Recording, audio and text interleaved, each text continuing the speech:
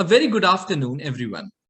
Today, we will be understanding the concept of cultural differences in team. The lens through which your brain sees the world shapes your reality. This line itself highlights the importance of understanding the culture and its implications on its work on the workplaces. Let us understand what exactly is a culture. A culture is essentially a mental program that tells us what is acceptable and what is not in a culture in general. It generally encompasses the social behavior, institutions, and norms found in the human societies. Every culture has its own set of rituals, norms, beliefs that need to be respected and adapted truly from your heart to become an integral part of that culture. There are two shelves of culture. The first shelf is the inner shelf that relates to the values, norms, beliefs, and the rules of socializing, while the outer shelf of the culture focuses on the tangible aspects of a culture, aspects that we are able to see in this society. It is imperative for all the organizations to encompass all the cultural traits in their workplace so that all the cultures are respected and adapted to make a more positive and successful workplace. Now I'll request Amanpreet to take it forward. Thank you, Anmol. I'll be explaining the importance of nonverbal communication. So, a very famous quote is by Peter Drucker, who said the most important thing in communication is hearing what isn't said. And this is true because the quality of our relationships depends upon the quality of our communication. And words are not everything when it comes to nonverbal communication. This can be very well understood by 73855 rule. In this, 7% reflects the importance of words, 38% the voice or tone we use, and 55% is the body language. So this reflects how important is the body language in terms of communication. And to understood it more clearly, we can understand with the help of the following points that I'm going to explain, that it can be used as a substitute. Like, for instance, if we are sitting in a conference room and if the speaker is saying something and we are just nodding our head, so it reflects how attentive we are while attending a meeting. And it is used to regulate our interactions with others, to complement or contradict in any conversation, or it is used to ascend the meaning of a verbal communication, like pointing out while stating directions. Now, Simran is going to take this forward. Thank you, Amanpreet, for letting me take it forward. So, as told, in order to have a better understanding of the culture, it is very important for us to identify the various concepts and aspects of those cultures, of the different cultures. Maybe may it be high context culture or the low context one. And also, there are different elements of the non-verbal communication in every culture, and to identify those aspects, it is important to have the clarity of those aspects. And not only clarity is important, but also the interpretation, and taking that interpretation into the right context is also very important. So this creates a differentiation among the various aspects of different cultures. So I would like to give it forward to my next presenter.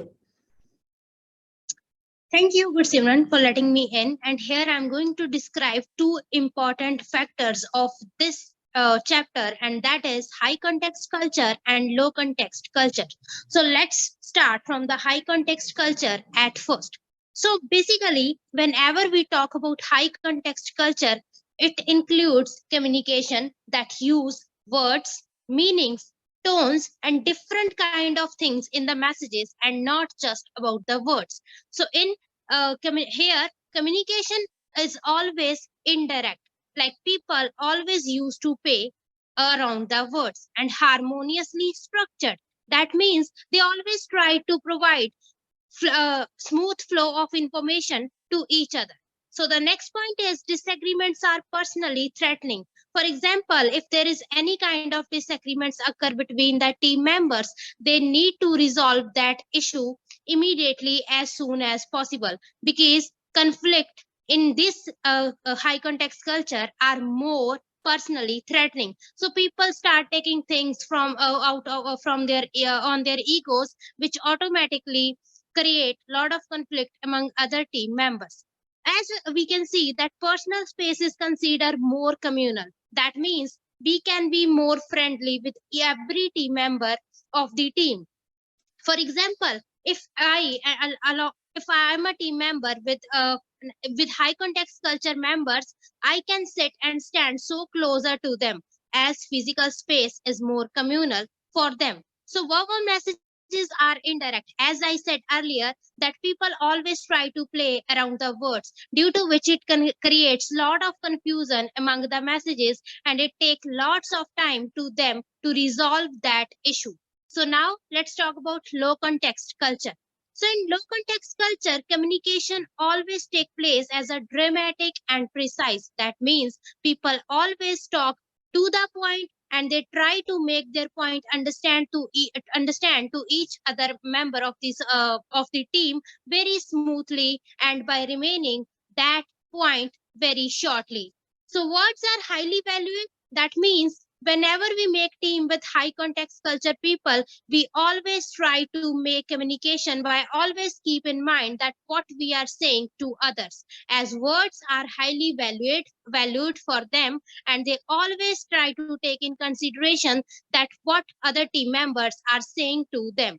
So unlike high context culture, in low context cultures disagreements are dispersonalized. That means people cannot take any kind of disagreement between the team members on their own personal egos. So they always try to find out the valid reason behind the fight by doing rational explanation, and also by seeing the effect of that disagreement. So after making all the things understand to each member of the team, they always try to solve their disagreement by going step by step.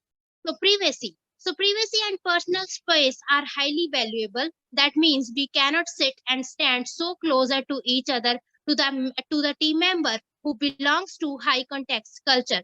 For example, last night I was in a meeting with a person who is from Austria. So I was standing so closer to her, and suddenly, in just a blink of an eye, she goes backward, and I was like, why because there are a lot of thoughts running in my mind at that time, and I was like, why is she doing this? And suddenly, after the end of a meeting, she came to me. She told me that this is their a part of culture or society, that they cannot sit and stand so closer to the person because their physical space is more valuable to them. So from there I got to know that, while making a team members who are the persons who are belonging to high context culture, we always need to give them their own space. So verbal messages are indirect and explicit. That means there is no chance of confusion, and it is totally their cup of tea, that they can speak to the point, due to which every team member can understand each kind of information very smoothly,